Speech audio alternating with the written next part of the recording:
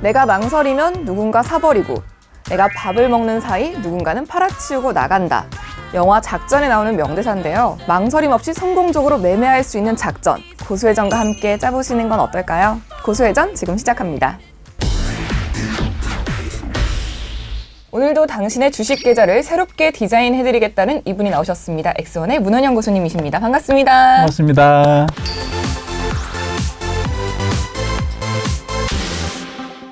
오늘은 왜 문 안 열고 나오세요, 고수님? 정상적으로 시작하는 게 아, 이때까지 그럼 비정상이었다? 저는 연예인이 아니잖아요. 방송인이시잖아요. 주식 전문가죠. 그래서 오늘은 문을 네. 열지 않고 정상적으로 진행을 하도록 하겠습니다. 네, 오늘은 또 어떤 투자 전략 알려주실지 정말 기대가 되는데요. 어떤 투자 전략 들고 나오셨나요? 네, 항상 우리나라 주식시장은요, 위기가 자주 오는 편입니다. 간단하게 위기가 왔을 때 주식이 움직이는 세 가지 패턴이 있거든요. 첫 번째 패턴은 뭐냐면요, 변동성이 움직이는 종목이다, 이렇게 이야기를 해드릴 수 있을 것 같아요. 바이러스가 생기니까 또 관련된 테마주들이 움직이겠죠. 네, 그렇죠. 단기적인 이슈에 움직이는 변동성이 있는 종목이 첫 번째 관전 포인트가 될 것 같고요. 두 번째는 위기가 왔을 때 또 많이 떨어지는 종목들이 있죠. 그렇죠. 낙폭 과대 종목들을 저점에서 잘 매수를 하게 된다고 하게 되면 또 지수가 반등을 할 때 단기 반등 또 수익을 낼 수 있는 패턴이 또 하나 있을 것 같습니다. 세 번째 패턴은 네. 시장에 위기가 나왔는데도 떨어지지 않는 종목. 그래서 우리가 크게 위기가 왔을 때는 세 가지 패턴으로 좀 잡아놓고 여기에서 잘 분석해서 또 위기를 기회로 만들 수 있다. 이렇게 좀 이야기를 드리겠습니다.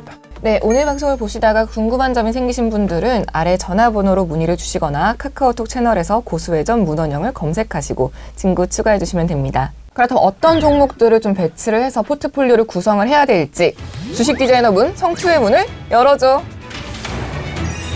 금액을 캐려면 성장하는 종목에 주목하라. 성장하는 종목에 주목을 해야 된다는 말씀은 계속 해오셨잖아요. 네, 맞습니다.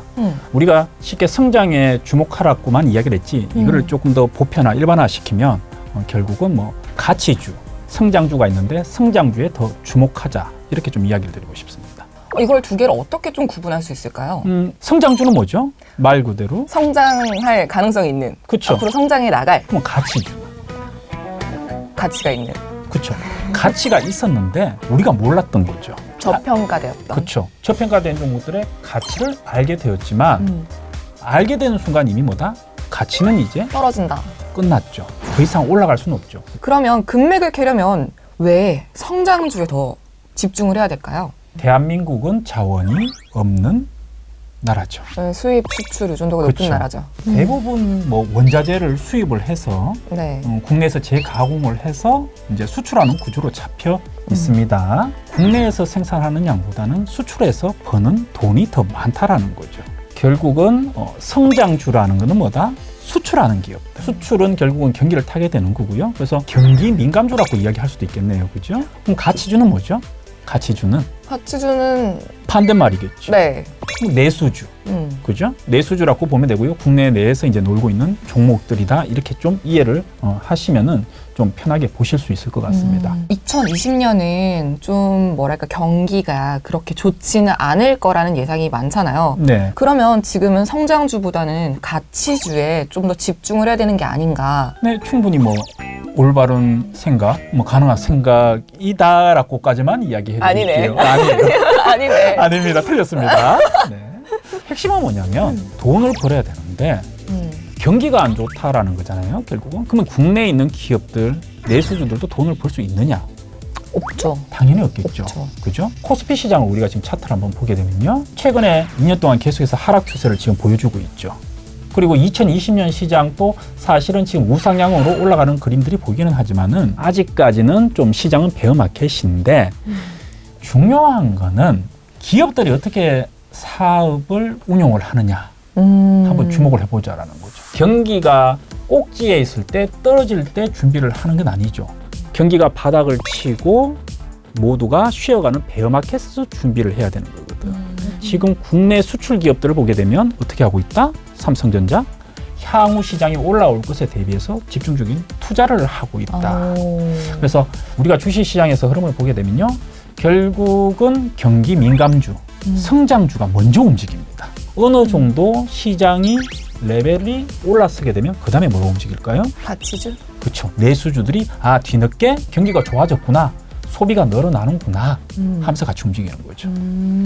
2016년도에 큰 사건이 하나가 있었습니다. 2016년도? 2016년도에 금리 인상이란.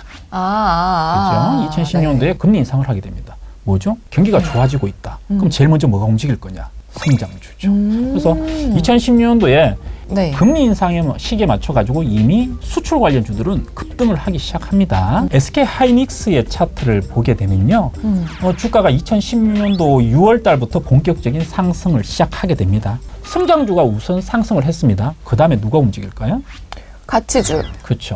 NH투자증권 같은 종목들은요. SK 하이닉스보다 한 7개월, 8개월 정도 후부터 주가가 급등을 하게 됩니다. 그렇죠? 그래서 우리가 경기 사이클에 대한 내용들을 많이 공부를 하는데 사실은 조금만 해석을 하게 된다고 하게 되면 연속적으로 큰 수익을 창출할 수 있겠죠. 그런데 중요한 거는 네. 그런 시장이 지금 다시 왔다. 아, 그래요? 계속해서 2년 동안 시장이 떨어졌죠. 그리고 지금 이제 어떻게 됩니까? 그래서 올라가려고 하고 있죠. 아직까지 시장은 본격적인 흐름이 나오지 않았습니다. 지금 시장 간단합니다. 저한테 오셔서 저랑 재미있게 열심히 제가 시키는 대로만 하시면 여러분들 계좌는 제가 잡아드리겠습니다. 저도 오늘부터 그러면 성장주를 좀 찾아봐야 될 것 같은데 네. 성장주에 속하는 섹터는 어떻게 구분할 수 있을까요? 일반적으로 뭐 금융, 산업재, IT, 뭐 경기 관련 소비재, 그리고 뭐 소재, 에너지 관련주 같은 것들은 경기 민감주 또는 성장주라고 판단을 할 수 있습니다. 저 방금 한 가지 캐치했어요. 네. 고수님의 포트폴리오에는 분명 에너지 관련주가 있다. 그렇습니다. 자, 가치주는 또 어떤 게 있을까요? 가치주는 내수니까 택배, 포장재. 뭐 충분히 가능하네요, 그죠? 뭐 건강관리 종목, 네. 또 뭐 유틸리티 관련주들, 내수주로 보는 게 맞겠죠. 그래서 이 중에서 네. 고수님은 어떻게 성장주를 픽하시나요? 최근 10년 동안의 국내 수출 기업들의 포지션을 좀 체크를 하고 있습니다. 현재 2019년도 작년 기준으로 보게 되면 우리나라 총 수출액의 대부분을 누가 차지하느냐? 반도체, 그리고 뭐 석유 제품. 국내 시장, 자본시장에서는 역시 외국인들의 투자금 또는 뭐 R&D 투자뿐만 아니고 직접 투자들도 이제는 무시할 수 없는 수준에 있습니다. 외국인들의 보유 내용들도 보게 되면요, 역시 전기 전자 쪽에 가장 많은 외국인들이 현재 투자를 하고 있습니다. 2010년 이전에는 우리가 뭐 차화정을 이야기를 했다고 하게 되면 2010년 현재 시점에서는 역시 IT 종목이 가장 큰 성장주의 섹터에 업종에 포함되어 있다, 이렇게 이해하시면 될 것 같습니다. 그럼 성장주에서도 이 모든 종목들이 다 수익이 좋은 건 아닐 텐데 네. 이 중에서도 아주 귀한 종목을 찾으려면 어떻게 해야 되나요, 교수님? 기업의 장래성 또는 일시적인 불황에도 매출액과 이익금이 항상 높은 수준을 유지하는 기업, 꾸준히 본인들의 사업을 하고 있는 기업들, 그 다음에 R&D 투자, 설비 투자에 적극적인 회사들, 그리고 마지막으로 한 개 정도 더 팁을 더 드린다고 하게 되면 너무 발행 주식 수가 많지 않은 회사. 발행 주식 수가 많으면 사실은 주가가 좀 희석된다고 보는 경향들이 실제적으로 있습니다. 일반적으로 저희가 잡을 때는 한 5천만 주 정도면 우리 개인 투자자들이 매매하기에 적당한 유통수다, 이렇게 좀 보면 될 것 같습니다. 그러면 좀 더 구체적으로 이 성장주 중에서도 저평가된 종목을 좀 찾고 싶으면 어떻게 해야 되나요, 교수님? 성장성이 생긴 그 시점에서 바로 매수를 진행해라. 성장성이 생긴 그 시점 어떻게 그러니까 알아요? 이슈가 발생하는 그 시점에 매수를 해라, 이렇게 좀 이야기 드리겠습니다. KH 바텍이라는 종목을 한번 보도록 할게요. KH 바텍? 뭐 IT 부품을 만드는 회사다라고 간단하게 이해를 하시면 될 것 같아요. 네. 근데 2019년도 9월 달이 다가오면서 삼성전자가 언제쯤에 폴더블 폰을 공개를 할까 상용화를 할까라는 뉴스가 나왔죠. 그때 이미 시장에서 KH 바텍이 폴더블 폰의 힌지 부분을 담당한다라는 뉴스는 다 나왔거든요. 2019년도 6월 달에 8,000원. 그죠? 첫 번째 그러네. 뉴스가 나왔을 때 매수를 했다고 치면 현재 134%의 수익. 아니 10월에만 매수했어도 됐어요, 여기는 지금. 그렇죠. 네. 교수님, 그러면 이거 말고도 또 다른 수치화된 기준 같은 건 없어요? 한 가지가 더 있습니다. 또 있어요. 네, 성장성 비율이라는 수치화된 기준이 하나가 있네요. 성장성 비율이라는 건요, 매출액 증가율, 영업이익 증가율, EPS 증가율, 이런 내용들, 판매비 증가율, 통합적인 것들을 만들어 놓은 것들이거든요. 이 5개 항목이 모두 흑자일 때. 흑자인 종목을 픽을 하게 된다고 하게 되면 여러분들 수익을 내는데 조금 더 쉽게 접근할 수 있다. 다행스럽게 일일이 기억할 필요 없이 HTS 안에 다 들어있다는 거죠. 그럼 KH바텍 같은 종목들을 한번 보게 되면 2019년도에 보게 되면 전부 다 적자 없이 어떻게 돼 있다? 5 항목이 다 플러스입니다. 그러네요.